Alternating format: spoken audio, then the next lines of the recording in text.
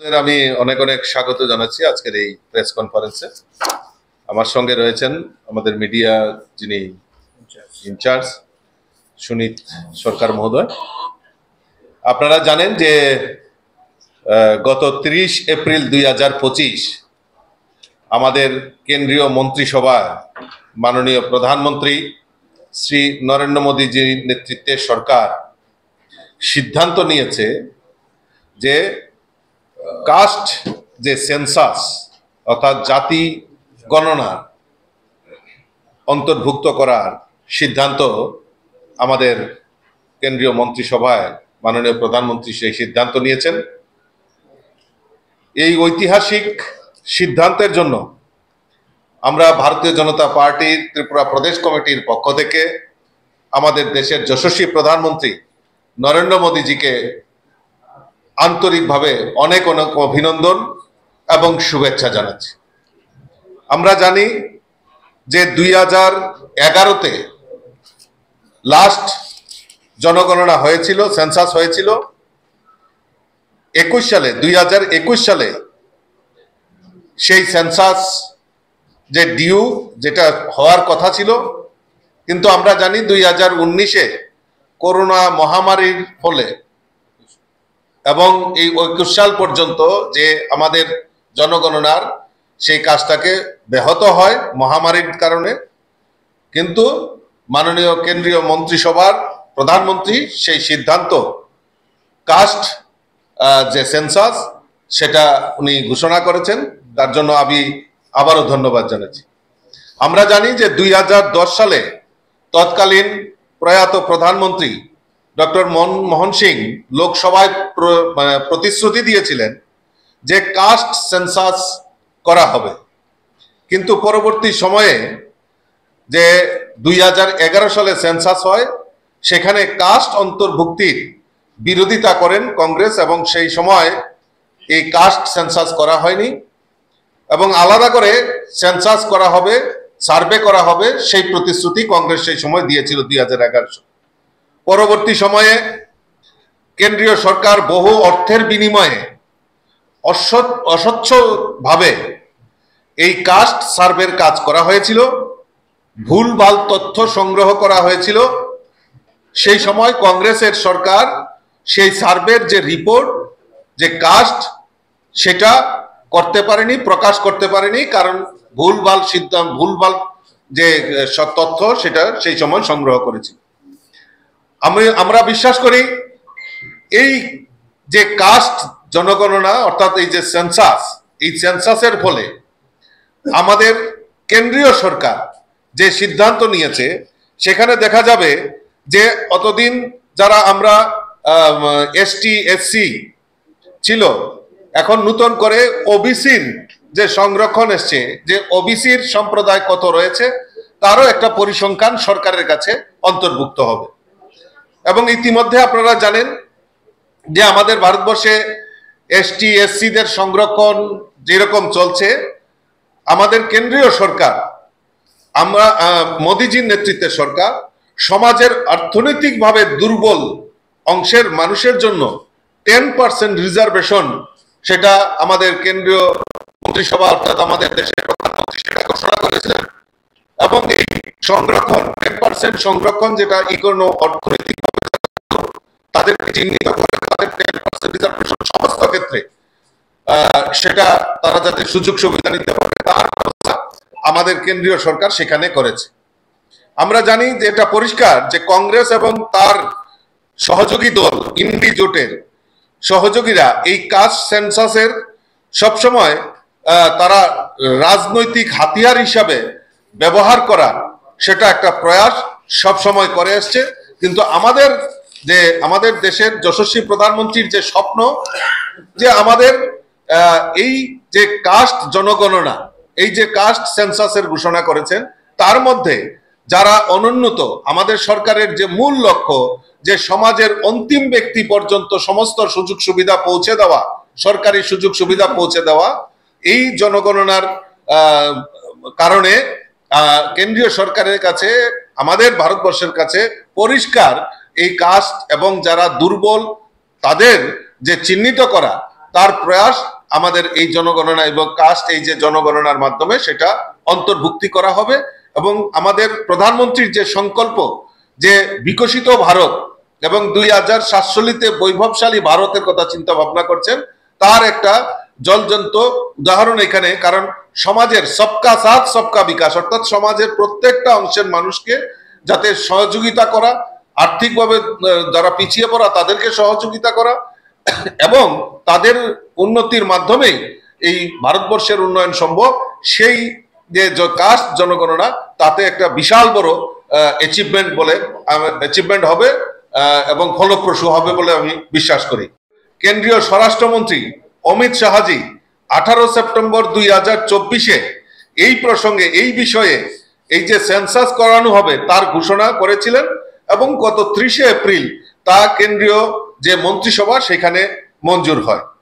আমরা জানি যে 1951 সন থেকে 2011 পর্যন্ত প্রতিবার যতবার সেন্সাস হয়েছে তপশিলি জাতি এবং উপজাতি তথ্য হয়েছে, কিন্তু ওবিসি সেই সময় ওবিসি জাতিকে বাদ দেওয়া হয়েছিল, কিন্তু এটা নতুন করে ওবিসি সম্প্রদায়কেও সেই জনগণনার যে তথ্য সেই তথ্যের সংগ্রহ মানে তাদেরকে সংযুক্ত করা হয়েছে। আমি আবারও আপনাদের মাধ্যমে এই ঐতিহাসিক সিদ্ধান্তের জন্য আমি দেশের যশস্বী প্রধানমন্ত্রী নরেন্দ্র মোদীজিকে অনেক অনেক শুভেচ্ছা, অনেক অনেক অভিনন্দন জানাচ্ছি। ইতিমধ্যে আপনারা জানেন যে গত 30 এপ্রিল আমাদের দেশের যশস্বী প্রধানমন্ত্রী নরেন্দ্র মোদীজি আমার আরেকটা ক্যাবিনেটের সিদ্ধান্ত নিয়েছেন, যেটা আমাদের উত্তর পূর্বাঞ্চলের যে আমাদের যে ডেভেলপমেন্ট, উত্তর পূর্বাঞ্চলের যে উন্নয়ন, তাতে আরো একটা পালক সংযুক্ত হয়েছে। সেটা হলো হাই স্পিড করিডোর, যেটা মেঘালয় থেকে 5 গ্রাম আসাম পর্যন্ত প্রায় 166.80 কিলোমিটার দীর্ঘ greenfield high speed corridor NH6, তার জন্য আমাদের দেশের যশস্বী প্রধানমন্ত্রী একটি ঘোষণা করেছেন। এই প্রকল্পে আমি প্রথমেই বলেছি 166.80 কিলোমিটার রাস্তা সেখানে নির্মাণ করা হবে, যেটা মেঘালয়ে 144.80 কিলোমিটার এবং আসামে প্রায় 22 কিলোমিটার সেখানে রাস্তা কভার হবে। এই প্রকল্পের মোট ব্যয় হবে 22,864 কোটি টাকা ব্যয়ে এই রাস্তা নির্মাণ করা হবে। এবং এই রাস্তা নির্মাণের ফলে গুয়াহাটি থেকে শিলচর পর্যন্ত চলাচলকারী যানবাহন যেটা সার্ভিস আরো উন্নত করা হবে। তার ফলে এই রাস্তার ফলে, এই করিডোরের ফলে ত্রিপুরা, মিজোরাম, মণিপুর ও আসাম বরাক উপত্যকার অঞ্চলের যোগাযোগ ব্যবস্থার বিশেষ উন্নতি হবে এবং লজিস্টিক, দেশের যে লজিস্টিক দক্ষতা তাতে সহায়তা হবে। এবং এই যে রাস্তা নির্মাণ হবে তার ফলে যে ট্যুরিজম, এই উত্তর পূর্বাঞ্চলের যে ট্যুরিজম, এই ট্যুরিজম ইন্ডাস্ট্রির ক্ষেত্রেও একটা লাভদায়ক হবে বলে আমি বিশ্বাস করি। এই যে এত বড় ঐতিহাসিক সিদ্ধান্ত, এত বড় প্রকল্প, এত বড় রাস্তা, এত হাই স্পিড করিডোর, যেটা আমাদের দেশের যশস্বী প্রধানমন্ত্রী উত্তর পূর্বাঞ্চলকে উপহার স্বরূপ দিয়েছেন, তার জন্য আমি দেশের যশস্বী প্রধানমন্ত্রী নরেন্দ্র মোদীজিকে অনেক অনেক শুভেচ্ছা এবং অনেক অনেক অভিনন্দন জানাচ্ছি। বিজেপি তো লোকসভার ভেতর এবং বাইরে বিভিন্ন সময় এই জাত গণনার বিরোধিতা করেছে। ভেতরে এবং বাইরে বিগত দুদিন ধরে দেখা যাচ্ছে যে বিজেপির বিভিন্ন নেতৃত্বদের যে এক্স হ্যান্ডেল বা সামাজিক মাধ্যম রয়েছে, তাতে বিগত দিনে যে বিরোধিতা করে পোস্টগুলি করা হয়েছিল জাত গণনার, সেটা মুছে ফেলা হচ্ছে। তো একদিকে এতদিন ধরে তীব্র বিরোধিতা, হঠাৎ করে মন্ত্রিসভায় সিদ্ধান্ত এবং এই দেশের যে বর্তমান একটা পরিস্থিতি পেহেলগাম নিয়ে, এই পরিপ্রেক্ষিতে কিভাবে দেখছেন আপনি? প্রথম কথা হলো, আপনারা দেখেছেন যে 22 এপ্রিল যে অতর্কিত যে উগ্রপন্থার দ্বারা পেহেলগাঁওয়ে ভারতীয় যারা আমাদের টুরিস্টরা রয়েছেন, পর্যটকরা রয়েছেন, তাদের নিহত করা হয়েছে। এবং তার পরবর্তী সময়ে আমাদের কেন্দ্রীয় সরকার, আমাদের দেশের যশস্বী প্রধানমন্ত্রী এবং স্বরাষ্ট্রমন্ত্রী এবং যারা মন্ত্রী সভার সদস্যরা রয়েছেন, দেখেছেন যে এই বিষয়টাকে কোনো রকম দুর্বল চিত্তে দেখা হচ্ছে না। পরবর্তী পদক্ষেপ, যে পদক্ষেপগুলি নেওয়া হয়েছে যে যা যা করণীয় সেই কাজগুলি ওনারা করছেন। এবং আমার দৃঢ় বিশ্বাস আজকে এই যারা উগ্রপন্থার সঙ্গে জড়িত, ভারত কোন সময় মোদিজির নেতৃত্বে বিগত দিনেও আমরা দেখেছি তার প্রতিশোধ নেওয়া হয়েছে। আমার দৃঢ় বিশ্বাস এরও প্রতিশোধ নেওয়া হবে। তার জন্য বিরাট পদক্ষেপ, যা পদক্ষেপ নেওয়ার সেটা করছেন। সর্বদলীয় বৈঠকও আমাদের দেশের যশস্বী প্রধানমন্ত্রী উনি নির্দেশ দিয়েছেন। আমাদের অমিত শাহজি, রাজনাথ সিংজি ওনারা সর্বদলীয় বৈঠক করেছেন এবং সমস্ত রাজনৈতিক দল সমস্ত কিছুর ঊর্ধ্বে উঠে এই উগ্রপন্থার বিরুদ্ধে তীব্র ধিক্কার জানিয়েছে, নিন্দা জানিয়েছে। এবং আগামী দিন যে আমাদের যে পদক্ষেপ, নিশ্চয়ই আমাদের দৃঢ় বিশ্বাস যে প্রধানমন্ত্রী তার প্রতিশোধ নেবেন, সেটা পরিষ্কার হয়ে গেছে।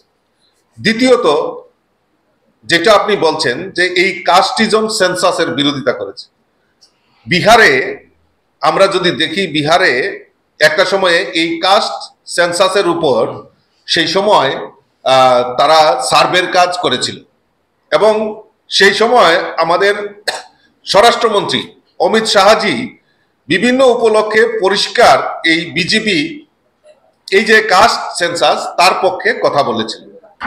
এবং সব সময় এই যে আমি তো মূল লক্ষ্যটা আমি বললাম আপনাদের যে কাস্ট সেন্সাস কেন দরকার। কাস্ট সেন্সাস এই কারণে দরকার যে আমাদের যে মূল মন্ত্র যে আমরা সবকা সাথ সবকা বিকাশের আমরা দেখি এবং সমাজের অন্তিম ব্যক্তি পর্যন্ত আমাদের সমস্ত সরকারি সুযোগ সুবিধা পৌঁছে দেওয়া।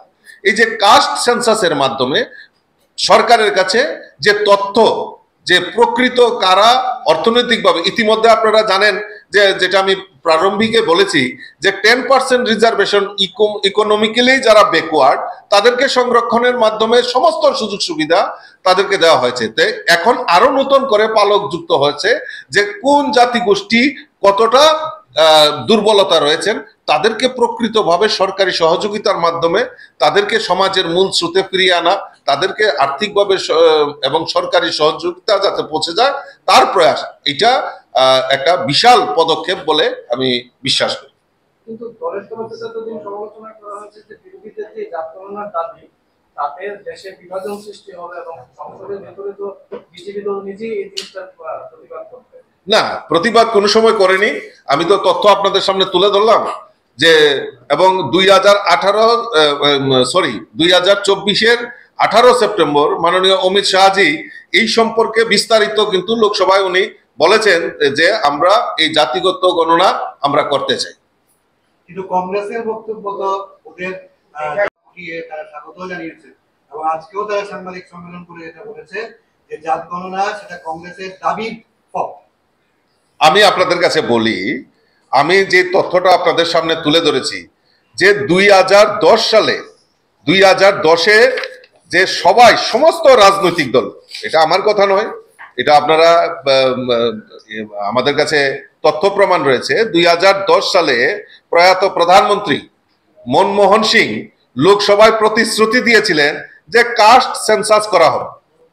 কিন্তু পরবর্তীতে সেই সময় একটা কমিটিও গঠন করা হয় এবং সমস্ত রাজনৈতিক দল এই যে জাতিগত সেন্সাস তার সম্পূর্ণ সমর্থন জানিয়েছিল। কিন্তু সেই সময় কেন্দ্রীয় মন্ত্রী পি চিদাম্বরম 2011 সালে এই যে কাস্ট সেন্সাস হবে তার বিরোধিতা করেছিল এবং বলা হয়েছিল যে 2011 সালে সেন্সাস কিন্তু জেনারেল সেন্সাস এটা ডিক্লেয়ার করেছে, কাস্ট সেন্সাসের কথা ঘোষণা করেনি। পরবর্তী সময়ে যখন সমস্ত বিরোধী দল, সমস্ত রাজনৈতিক দল যখন প্রেসার ক্রিয়েট করা হলো তখন তারা বলেছিল যে আমরা আলাদা করে এই জনগণনার উপর এই যে কাস্ট সার্ভে আমরা করাবো, সেন্সাস নয় সার্ভে করাবো। কিন্তু পরবর্তী সময়ে দেখা গেছে সেই সময় একটা এসইসিসি একটা গঠন করা হয়েছিল, কিন্তু কোটি কোটি টাকা কেন্দ্রীয় সরকারের সেখানে ব্যয় করা হয়েছিল, কিন্তু তা সত্ত্বেও ভুল তথ্য সংগ্রহ করেছিল সেই সময় কংগ্রেস এবং এই যে সার্ভের কাজ আজ পর্যন্ত সেটা প্রকাশিত করা হয়নি। তো কংগ্রেস কিভাবে সেখানে বড় গলায় বলতে পারে যে আমাদের দাবি 2010 সালে যেখানে প্রধানমন্ত্রী ওনাদের প্রয়াত প্রধানমন্ত্রী মনমোহন সিং তথ্য দিয়ে বলেছিল যে প্রতিশ্রুতিও দিয়েছিল লোকসভায় যে আমরা কাস্ট সেন্সাস করাবো, কিন্তু পরবর্তী সময়ে তারা করেনি। 2011 সালে।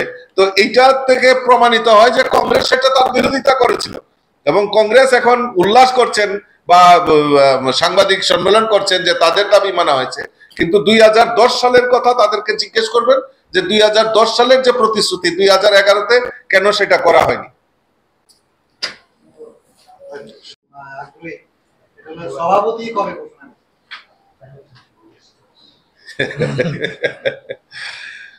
দেখুন, ভারতীয় জনতা পার্টি একটা নীতিনিষ্ঠ পার্টি এবং তার সুনির্দিষ্ট রাজনৈতিক পরিমণ্ডলে দল কাকে কোথায় দায়িত্ব দেবে সেটা কেন্দ্রীয় নেতৃত্ব স্থির করেন, এবং সেখানেই সিদ্ধান্তের মাধ্যমেই পরবর্তী সময়ে সবার সামনে রাখা হবে। তো দল তাকে যে সময় দায়িত্বই দেবে সেই দায়িত্ব, কারণ ভারতীয় জনতা পার্টি কার্যকর্তাদের পার্টি, এই কার্যকর্তাদের মূল্যায়ন করে এবং এই কার্যকর্তাদের মূল্যায়নের মাধ্যমেই আগামী দিন দলের নেতৃত্ব নির্ধারণ করা হবে এবং সঠিক সময়ে নিশ্চয়ই আপনাদের কাছে সেটা প্রস্তুত করা হবে। সঠিক সময়টা কি এই মাসেই না?